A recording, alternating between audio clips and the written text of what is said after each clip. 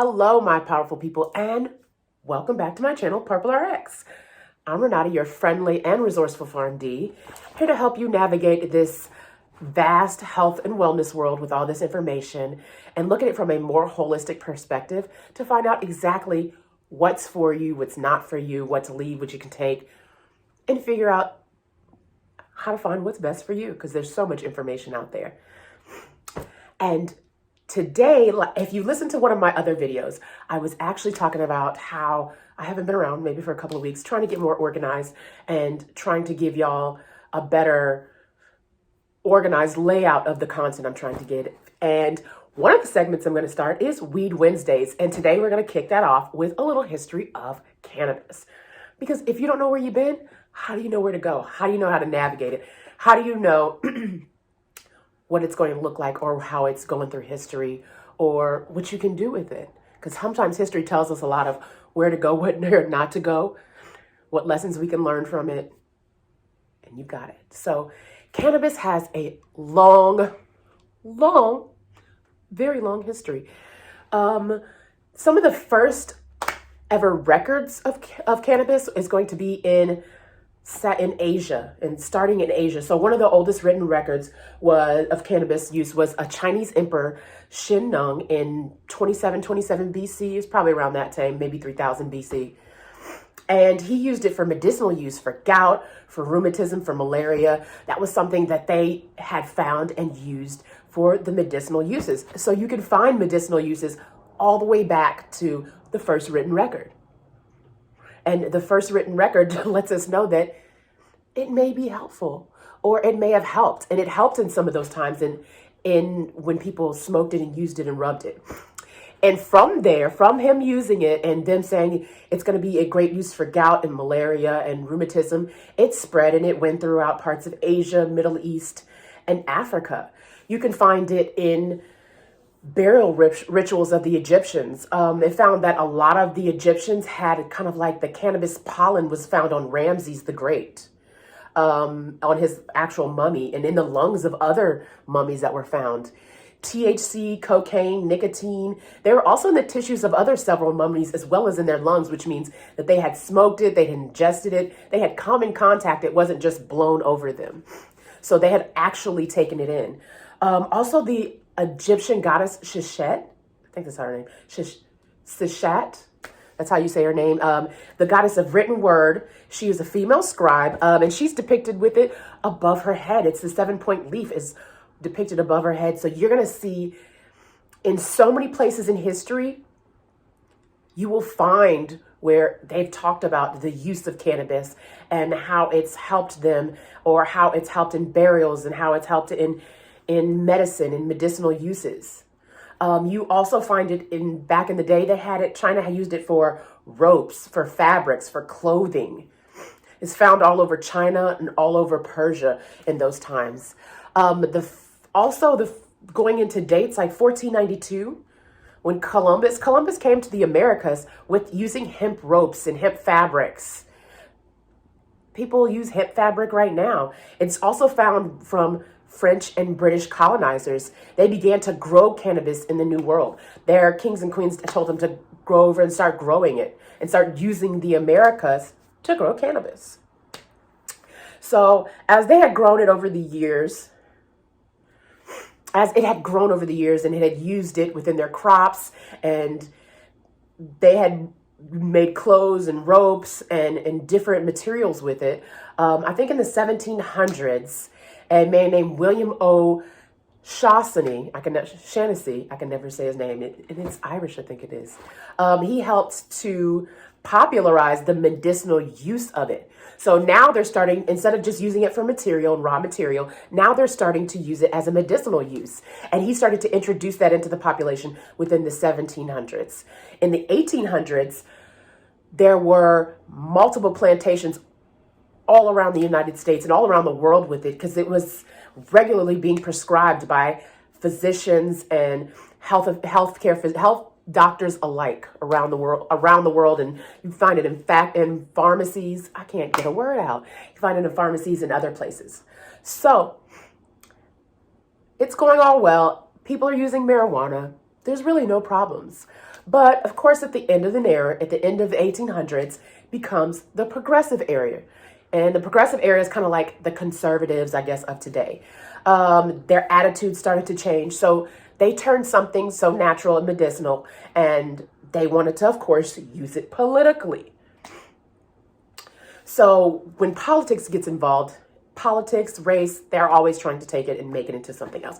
So politics gets involved, and they wanted to change the attitudes of it. Probably about like from 1893, 1895 to the early 1930s was more of the progressive era. So that's when you start getting attitudes of, no, marijuana isn't great. Kids shouldn't be smoking this shouldn't happen. So 1906, the Pure Food and Drug Act comes around, and they're like, okay, this needs to be labeled as dangerous. And labeling is important. Labeling is almost like a form of, not almost, it's like a form of propaganda. Labeling, when somebody labels something dangerous, it's like, okay, I don't want to mess with that. It's not necessary. It's not helpful. It's dangerous. Even though they found no evidence that it really was dangerous, they're going to label it as dangerous. So if you do that, like I said, that's a form of propaganda. That's a form of making people believe that there's something wrong with this, or this is not for you, or this could not be helpful. And that is just based off of a governmental body. So that is a political governmental body. That was just more of a political move. So they go ahead and label it as dangerous, even though it was never recognized or saw as dangerous. William O'Shaughnessy, I can never say his name. William O'Shaughnessy even spoke up, was like, where is it dangerous? Who said it was dangerous? What is making this dangerous, and why are you labeling it as that? If you label it as that, it's going to be very hard for us to do any kind of research with this, or find out how much further we can use this, or what it's for, what it's great for. But, politics, they don't care. So 1914 comes around, and the Harrison Narcotics Tax Act wants to come in. So when you have drugs, or when you have something that's dangerous and you have it around and you want to get rid of it, what do? You add taxes. You make it higher. You make it expensive. You make it where there's some kind of issue or some kind of other roadblock that they're going to have to make it harder to get. Kind of like, or make some law for people to get around it. So the Harrison Tax Act came in and officially made it the drug use of that, an actual crime. So now they're turning you into a criminal if you use it in 1914. They just decided, we're going to make an act, and it's going to be a criminal act if you even touch the drug or use it. Like, you just come up with this out of thin air because you think it'll make you look good and you know what you're talking about. Just, again, propaganda, using something as a prop to get what you need from the public instead of being honest or running a campaign on honesty. Just not going to happen. You run a campaign using some other prop that really is no problem, but you want to make a problem for it. So it becomes more recreational uses, and people are hiding it, and people are doing other things. So the actual name marijuana came around was by Mexicans. So Mexicans in Mexico called it marijuana. I guess it's funny the way I look when I say it. So marijuana, the name of marijuana is actually coming from Mexicans. That's what they actually called it. And that was the name that they had for it. And it was around the time of the Mexican-American War. And Mexicans were starting to spread up into the United States because, remember, Texas is a part of Mexico. And that whole thing went on. And now Texas claimed itself, things like that. So those things went on. So Mexicans made their way up to Texas, made their way up to the United States. And, of course, the racist people don't like that. That's not what they want. So what are we going to do? We're going to make it more of a problem. And we're going to say, we're going to use that as more propaganda and make xenophobia when xenophobia is the actual issue, we're going to make that as more propaganda to say, marijuana is bad. Look who's smoking it. Like, really, come on.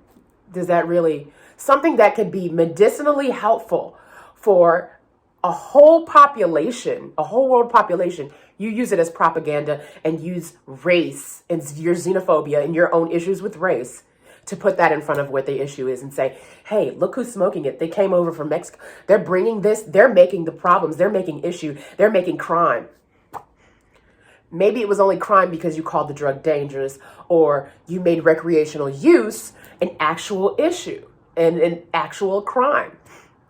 So because people are crazy, I'm going to say that, I mean, not even called crazy, or just illogical. So because of that, in 1925, when everybody gets all that cannabis is they're now afraid to use cannabis because these people are using it and it's no good. It causes this and it makes it look like that. Well, about 1925, 26 states had already outlawed it. They outlawed something that they didn't have enough information about. They made up information about something and they decided to outlaw it. Like, how smart is that? And so the treaty was signed and they decided to ban the trade to other countries and around the world. So not only did 26 states outlaw it, UN and other places and other countries are starting to be like, we're not touching it. We're not having it. That's how powerful a labeling or propaganda can be.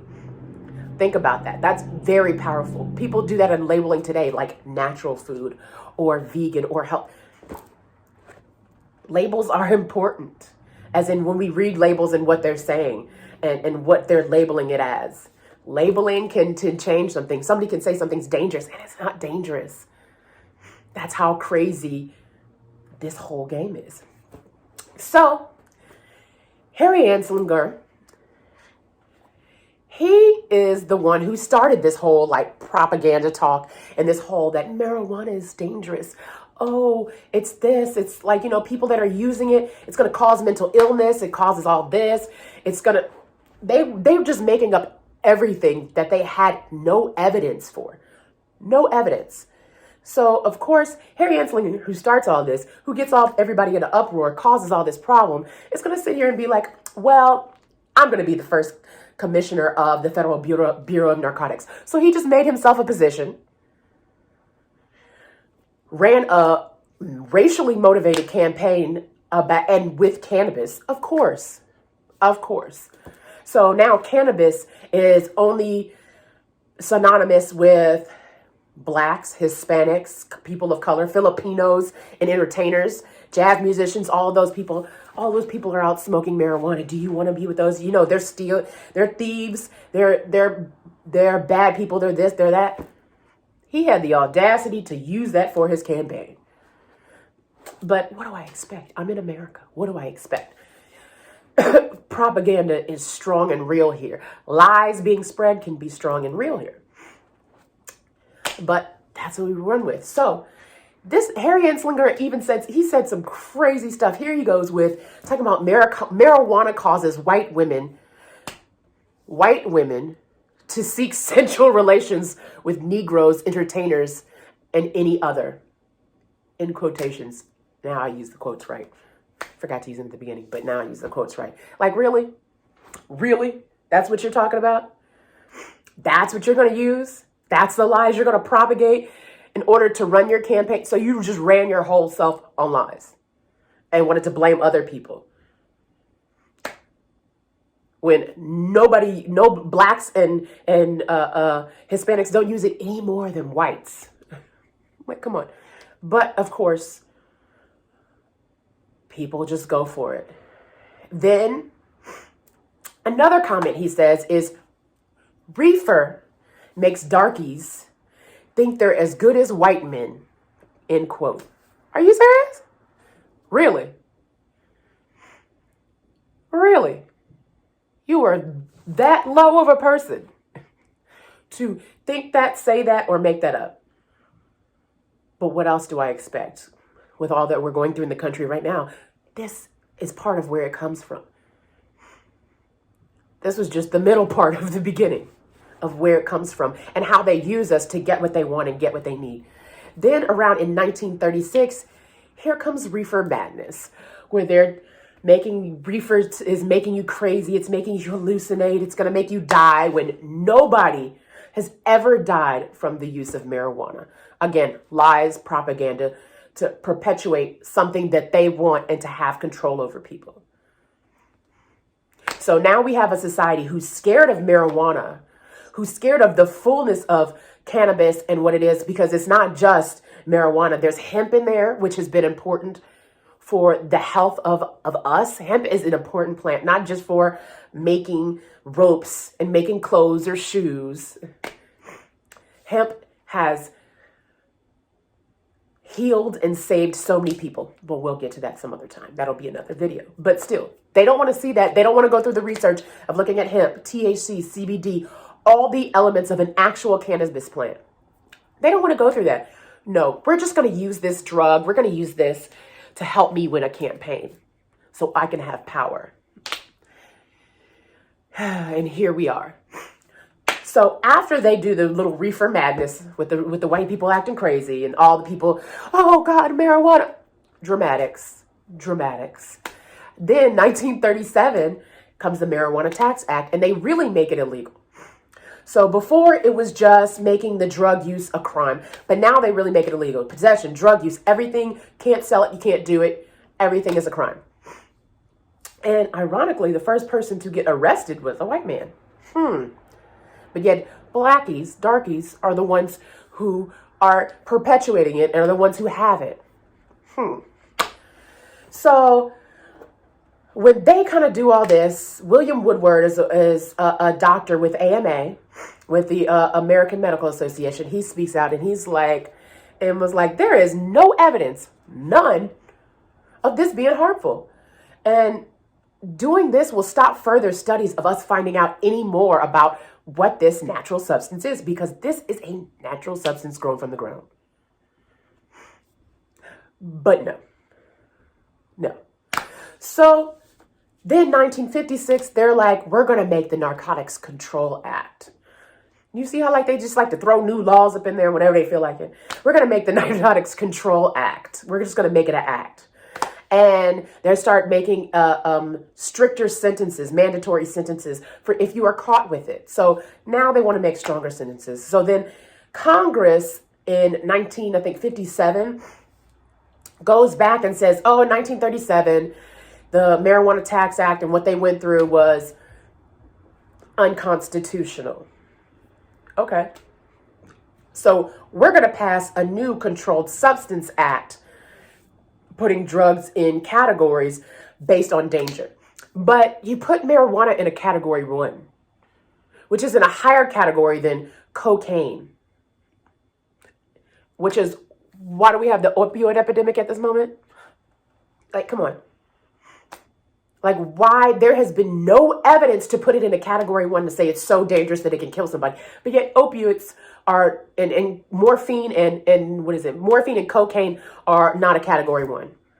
They're a category 2. It's okay. The logic, there is none. Where is the logic? Where's the logic, the evidence, the study, any of that to say that this is more dangerous than cocaine or morphine or any of that? I'm missing it. I'm missing it. So we go there, and of course, more propaganda, more politics. Nixon gets in there, and he's like, this marijuana is going to keep these laws, and this the Nixon administration, these laws will help keep the hippies in line. Really? Really, will it? Do you think it stopped them from smoking marijuana? But, and so at that point, they start creating the DEA. The DEA was created, and the Supreme Court starts saying, okay, we can do 20-year sentences, which is, of course, doing nothing but putting black and brown, mainly black people, and minorities in jail on 20-year sentences for possession of a small amount, not even a huge amount. They're doing less harm than a cocaine dealer, and they're getting more time. But yet, you're funneling cocaine into our country so that you can do a war where? Oh, and get guns, and you're trafficking it here, and you're saying marijuana's the problem? Like, come on. Like, come on. We need to be real in looking at these things, looking at the laws and the history of our country, and looking at the history of what's here and what stands. So after they all do all this and add more laws, in 1975, Alaska and the Netherlands were like, I don't really see a point. So they decided to decriminalize it. less people would be in jail if we decriminalized this. So then in the 80s and 90s, it gets worse. That's the time that they're funneling other drugs in.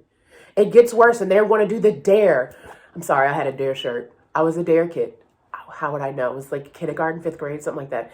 So, DARE to keep kids off drugs. And don't get me wrong, drugs have hurt our community in so many ways, but marijuana is in a higher category than some of the other drugs that have hurt our society, such as heroin and cocaine and crack. You're more worried about marijuana than those? I mean, just make it make sense for me and make me understand. And they've put this fake, what is it? More like this scare tactic in people to have them fear something that there is nothing to fear. To say something is dangerous when it's not really dangerous. To tell us we shouldn't do something or be about something just because they wanted to use it to keep us imprisoned, keep us in jail, or keep us away from something that actually might be helpful to us compared to the harmful stuff they're trying to give us or say is okay or put in a category 2. Again. So the cycle continues, and of course, it's targeted towards us. And it's not until the late 90s, when 96, when California legalizes it, and then it took a long time for all the other states to come in line. The history of cannabis is a long one. The history of cannabis has a stronger history than it has a stronger history in healing than it does in hurting.